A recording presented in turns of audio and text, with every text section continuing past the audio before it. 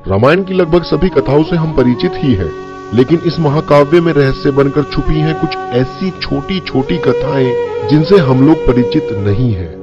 तो आइए जानते हैं वे कौन सी 10 बातें हैं जो रामायण के विषय में हम नहीं जानते हैं। तो सबसे पहले मैं आपसे अपील करना चाहूंगा कि अब तक अगर आपने हमारा चैनल सब्सक्राइब नहीं किया तो प्लीज सब्सक्राइब कीजिए।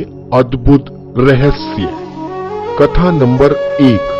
रामायण राम के जन्म से कई साल पहले लिखी जा चुकी थी। रामायण महाकाव्य की रचना महर्षि वाल्मीकि ने की है।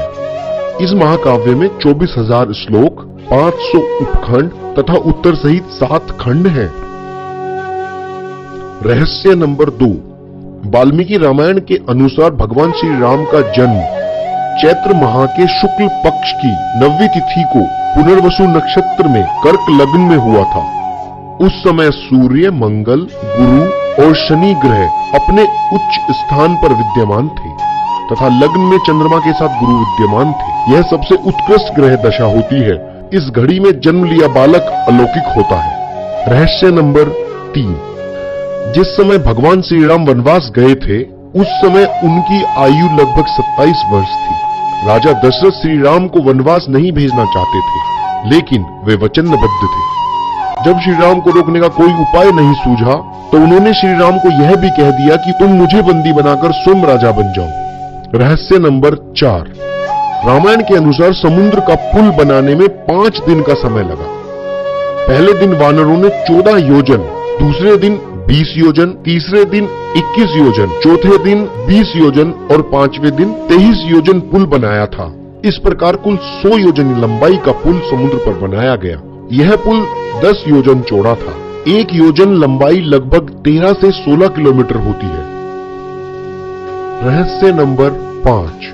सभी जानते हैं कि लक्ष्मण द्वारा शूर्पणखा की नाक काटे जाने से क्रोधित होकर रावण ने सीता का हरण किया था, लेकिन स्वयं शूर्पणखा ने भी रावण का सर्वनाश होने का शाप दिया था, क्योंकि रावण की बहन शूर्पणखा के पति विद्युजीव का वध रावण ने कर दिया था। तब शूर्पणखा ने मन ही मन रावण को शाप दिया था। रहस्य नंबर 6। कहते हैं कि जब हनुमान जी ने लंका में आग लगाई थी और वो एक सिरे से दूसरे सिरे पर जा रहे थे तो उनकी नजर शनिदेव पर पड़ गई। वो एक कोठरी में बंधे पड़े थे। हनुमान जी ने उन्हें बंधन मुक्त किया। मुक्त होने पर उन्होंने हनुमान जी की बल बुद्धि की परीक्षा ली और उन्हें यकीन हो गया कि ये सचमुच ही भगवान रामचंद्र जी के दूत हनुमान जी हैं। तो उन्होंने हनुमान जी से कहा कि इस पृथ्वी पर जो भी आपका भक्त होगा उसे मैं अपनी कुदृष्टि से दूर रखूंगा, उसे कभी कोई कष्ट नहीं दूंगा। इस तरह शनिवार को भी मंदिरों में हनुमान चालीसा का पाठ होता है और आरती गाई जाती है। रहस्य नंबर 7। जब खर और दूषण दोनों मारे गए तो एक दिन रामचंद्र जी ने सीता जी से कहा, प्रिय, अब मैं अपनी लीला शुरू करने जा रहा हूँ। खर दूषण मारे गए। शूर्पणखा यह समाचार लेकर लंका जाएगी तो रावण आमने सामने की लड़ाई तो नहीं करेगा, बल्कि कोई ना कोई चाल खेलेगा। तो मुझे इन दुष्टों को मारने की लीला करनी है। जब तक मैं पूरे राक्षसों को इस धरती से मिटा नहीं देता तब तक तुम अग्नि की सुरक्षा में रहो।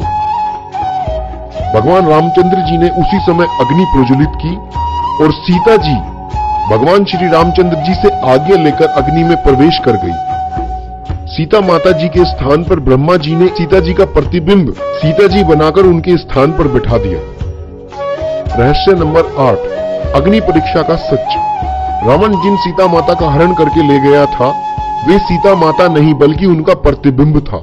और सीता माता के लौटने पर भगवान श्री राम ने यह पुष्टि करने के लिए कि कहीं रावण द्वारा उनका प्रतिबिंब तो नहीं बदला गया तो सीता माता को अग्नि में प्रवेश करने को कहा गया, जो कि अग्नि के घेरे में पहले से ही ध्यान मुद्रा में थी। अपने प्रतिबिंब का संयोग पाकर वे ध्यान से बाहर आई और भगवान श्री राम से मिली। रहस्य नंबर 9। आधुनिक काल वाले वानर नहीं थे हनुमान जी। कहा जाता है कि कपि नाम की एक वानर जाति थी। हनुमान जी उसी जाति के ब्राह्मण थे।